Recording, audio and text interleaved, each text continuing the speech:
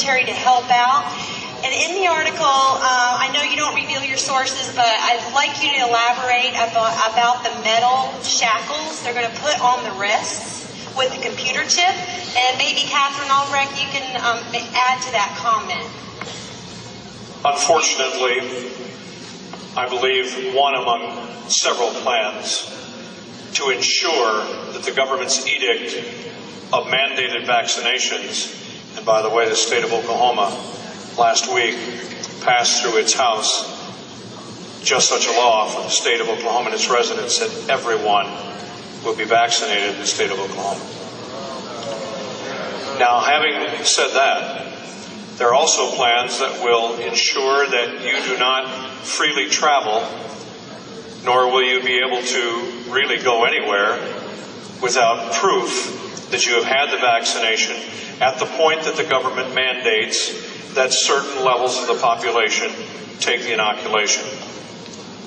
When that happens, I have been told by state troopers across the country that there are plans ready to be implemented that would include roadblocks and choke points, as we call them, major interstate junctions around major cities and so forth, where the greatest number of people can be held until they are either prove their vaccination by papers, or in the case of a medical specialist in Milwaukee, Wisconsin, who told me that they had observed a semi-tractor trailer being unloaded at the hospital loading dock, pallets and pallets, scores of cases of metal bracelets that once put on would slip into a place and be either pegged in there with some kind of device to hold it in place, but the band was meant to be permanent. On top is a chip. That chip will include all kinds of information about you and the fact that you have been inoculated. Now, this is one of several plans. It has not yet seen the light of day, but it is there. It's in readiness. You choose the poison. It's either slow homicide or slow suicide. They're either going to kill you with the injection, or if you go up and say, sure, I just want to be able to go wherever I want to go, and you take it, to me, that's virtual suicide. Just slow motion suicide. So we've all talked about not getting the vaccination, that's clear. But you may not have a choice.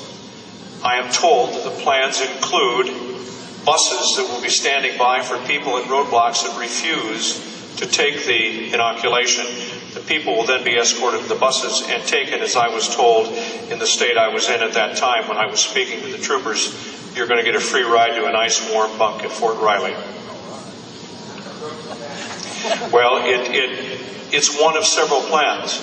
We can't know until they're implemented, but I assure you that those plans are in place, and law enforcement is going to be pulled in. And one of the articles I wrote, I said the law enforcement community will enforce the New World Order.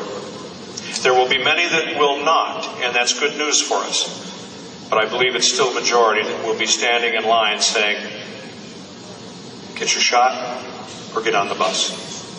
That's what's coming.